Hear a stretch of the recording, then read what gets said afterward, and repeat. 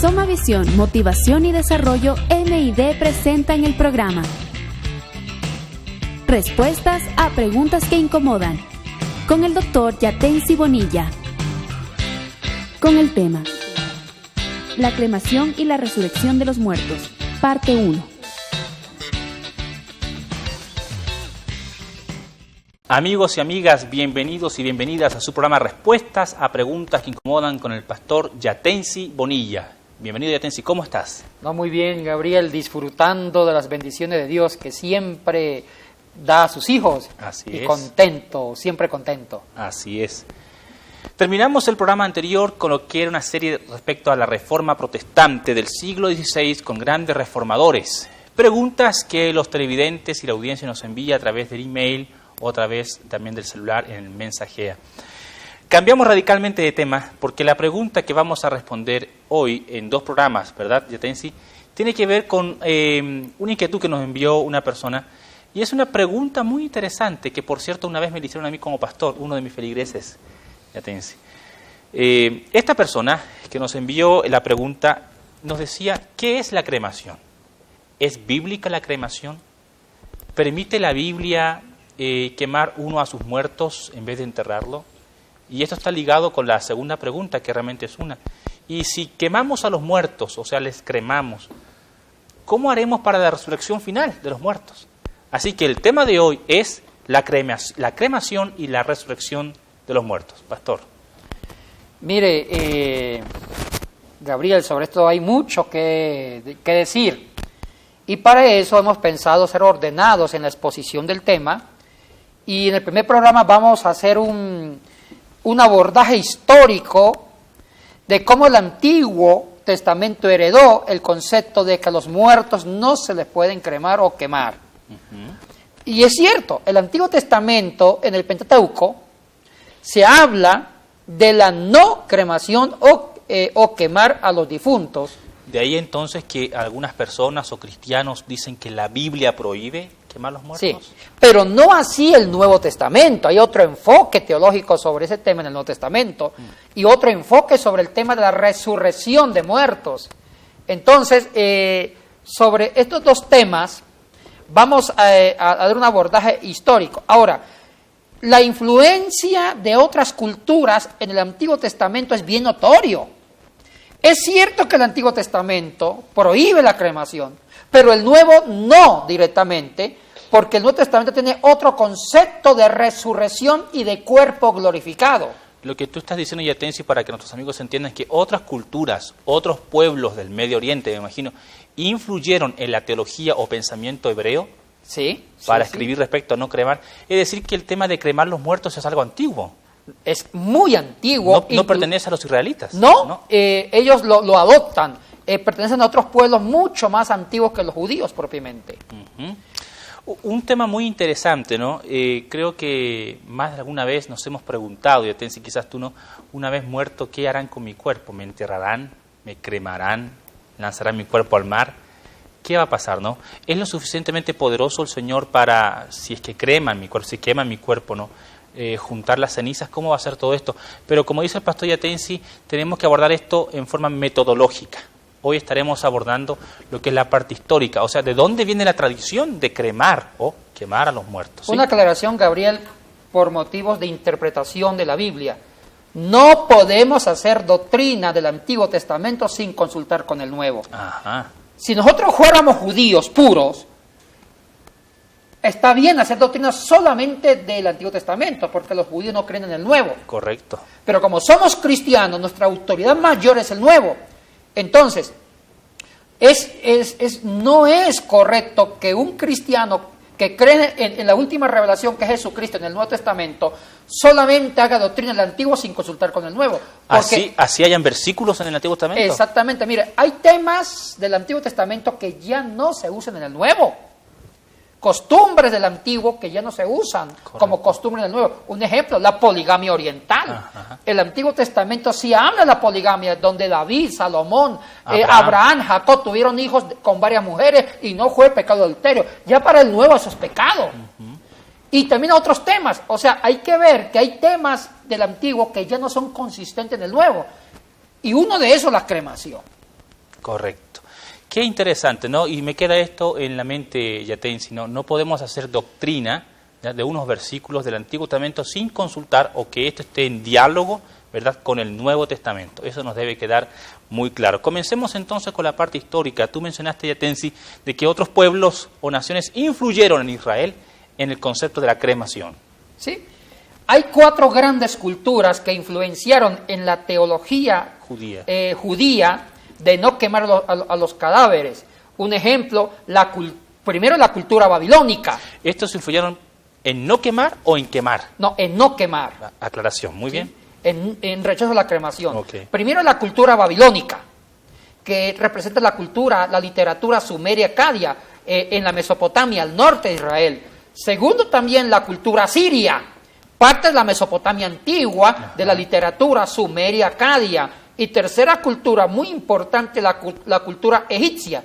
Pero la cultura que más influenció, la más cercana en ese ritual de no quemar a los muertos, fue la cultura persa, porque el concepto del alma cohabitando en el sepulcro con el cadáver, que lo toman los hebreos, lo toman es una influencia directamente persa. En síntesis, Babilonia, Asiria, Egipto y Persia, ellos creían en no quemar a los muertos, ¿correcto? Sí. Una vez que la persona fallecía, ellos decían, no debemos quemarlos, más bien enterrarlos, me imagino. Y esto influyó en la teología judía. Adelante. Ahora, revisemos el concepto, el fundamento oriental de los babilónicos de no quemar a los muertos. Los babilónicos, que representan la literatura sumeria acadia, porque ellos usaban el antiguo acadio para escribir sus textos, ellos creían que no se podía quemar a los muertos por una siguiente razón. Ellos sí pensaban en una restauración del cuerpo. O sea, ellos en una forma tenue creían en una remota posibilidad de una resurrección del cuerpo. ¿Un cuerpo material? Material. Creían en una resurrección literal. Pero para ciertos personajes históricos, Gabriel. No para todo el pueblo, entonces. No para todo. Y eso se desprendía de un famoso mito religioso. El dios soberano de los babilónicos, la Babilonia antigua, antiquísima, Gabriel, era el dios Anú. Cuando tú hablas de la Babilonia antigua, te refieres a la Babilonia antes de Israel. Exactamente. E inclusive antes del siglo 7, 8 del famoso imperio babilónico, muchos siglos atrás. Estamos hablando del siglo 25, antes de Cristo. Cuando existían antiguas ciudades aisladas de la antigua Babilonia, como la ciudad de Uruk. Estamos hablando de los orígenes de la antigua Babilonia, que todavía no era imperio y todavía no hablaban arameo. Correcto. Porque después la Babilonia famosa, de la época de Daniel, hablaban como lengua oficial el arameo. Okay. Ellos hablaban el acadio, escritura cuneiforme. Cuéntanos entonces de este mito babilónico respecto a los muertos. Había el dios famoso, el dios legendario, que era el dios Anú. Y siempre ellos creían en un principio del bien y un principio del mal. El dios del bien era Anú, pero Anú tenía un gran archirrival llamado el dios Alatú. Y el dios Alatú era el dios de los muertos, del ver de las tristezas, era el dios de los subterráneos donde habitaban las almas de los difuntos.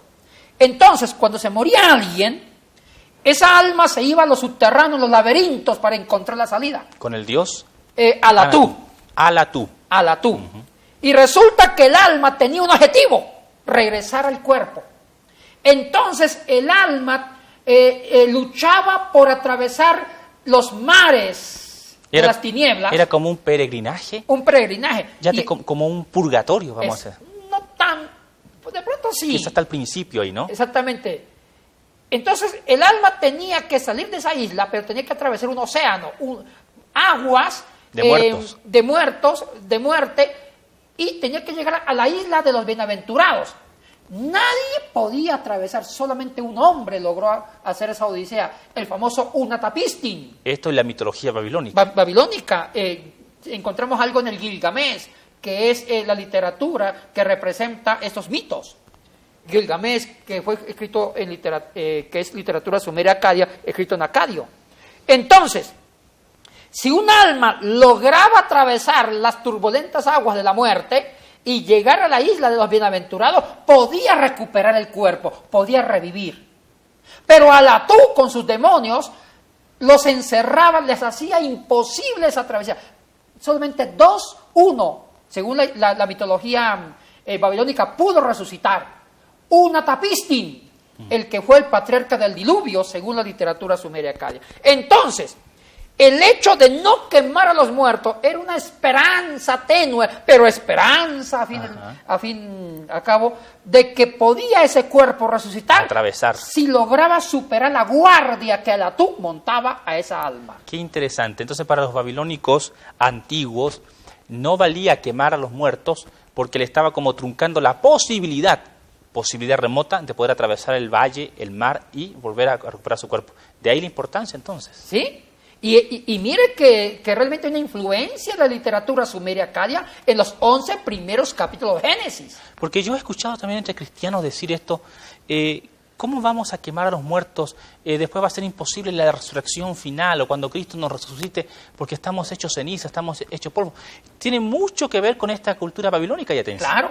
Y hago una pregunta, hago una análisis picarona. Sea pícaro, no, Yatense. ¿Sí? ¿Qué pasa con los cristianos que mueren quemados?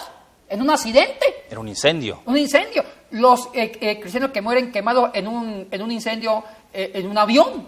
Y es más, los 4 primeros siglos murieron miles y miles de cristianos quemados en las hogueras por las persecuciones de Trajano, Nerón, Domiciano, Decio contra los cristianos, que la mayoría de ellos eran quemados. Correcto. Y vueltos cenizas. Entonces, o sea que ellos no van a resucitar. O sea que esas muertes fueron como una cremación involuntaria. Involuntaria. Entonces ya no hay cadáveres, están cenizas. Y mire que eran tan sanguinarios los romanos que cuando quemaban cristianos se aseguraban que se convertían en ceniza y cogían las cenizas y las botaban en el mar. Las esparcían. Entonces, hay una pregunta suelta. ¿Qué pasa con las almas o con los cadáveres de millones de cristianos que fueron quemados en los primeros 4 siglos y con cristianos que mueren en ciertos accidentes de incendio? Y que sus cenizas están esparcidas por todas partes. Buena pregunta. ¿Hay algo más que decir de Babilonia o avanzamos a la siguiente cultura? La otra cultura muy cercana a Babilonia, la cultura asiria. Ajá. Que también los asirios son parte de la cultura sumeria, acadia, Gabriel. Los asirios tienen casi la misma mitología que los babilónicos. Ahora, ellos fundamentan teológicamente no cremar a los muertos bajo un mito de sus 2 dioses. Habían 2 dioses muy importantes para ellos. El dios Talmuz, así como era Anu para los babilónicos, es Talmuz para los asirios. ¿Y este dios qué función cumplía para los asirios? Era como el padre, el creador, pero estuvo casado con la famosa diosa Istar. Istar era la pareja, la esposa del dios Talmuz. Y se muere Talmuz, Gabriel. Se muere el dios. Se muere el dios. Y se va al lugar de los muertos. Se va como a los lugares subterráneos. Porque ellos creían que como el lugar de los muertos, como el infierno, estaba debajo de la tierra. O sea, la creencia de los asirios es parecida a la de los babilónicos también. Que debajo de la tierra, como en un subterráneo, estaban los muertos. Exactamente. Ahí se va el dios. Se va Dios. El dios. El dios. Y la diosa Istar, como buena esposa, no quería aceptar que su esposo Dios murió. Entonces desciende a los lugares subterráneos en busca de su esposo Talmuz para resucitarlo. Y ella pidió a los otros dioses que no quemaran el cuerpo de Talmuz, porque Talmuz va a resucitar y si lo queman no puede resucitar. Qué riquezas encontramos en estas mitologías y permíteme también ser picarón, Yatense, con esto. Esta diosa desciende también a los lugares subterráneos para resucitar a su esposo Dios. ¿Sí? Encontramos en el Nuevo Testamento a Cristo, el Hijo de Dios, también bajando a los infiernos. Ay, no me hagas esa pregunta porque me mata, Gabriel. Ese sería bueno para otro programa. Exacto, otro programa. Cristo descendió y ¿a qué descendió? Ok, sigamos con los asirios. Entonces, la diosa Istar bajó a los lugares subterráneos y tenía que pasar por muchos filtros de seguridad, por muchos guardianes de la muerte, así se llamaba. Y por cada puerta que pasaba debía dar una prenda. O sea que llegó bien desnuda al lugar donde estaba el alma de Talmuz. O sea, cuando hablas de prenda, de su vestimenta. De su vestimenta. Qué cosa la mitología, ¿no? Y tenía que encontrar el agua de la vida. ¿Para qué? Para resucitar a su compañero Talmuz. era como que tenía que tomar en un cántaro o algo y luego poner... Exactamente, Ajá. darle de beber al alma de Talmud. Y mira una cosa interesante, el tema del agua, el concepto del agua que da vida, no es un concepto solamente nuevo, es un concepto muy antiguo, es muchas mitologías. Correcto. Y hay muchas películas y libros que se han filmado respecto a la fuente del agua de la vida, el agua de la juventud, tú sabes todo esto, ¿no? Interesante, Juan 4, entre el encuentro de la samaritana con Jesucristo, que él le ofrece dar el agua de la vida. Exacto. Interesante la analogía. Eso va para otro programa. Bueno. ¿Y qué pasó? Justo pasa que Talmud logra resucitar. Logra por función de su esposa. Su ¿Sí? esposa logró encontrar la fuente de la vida.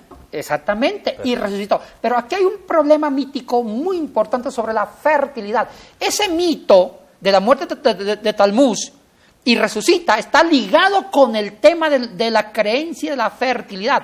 ¿Por qué? Porque en esos antiguos imperios habían las 4 estaciones. Había una estación que era de hambre, no había comida, un fuerte verano. Entonces para ellos el verano significaba la muerte. Y antiguamente las antiguas culturas, como no tenían la ciencia,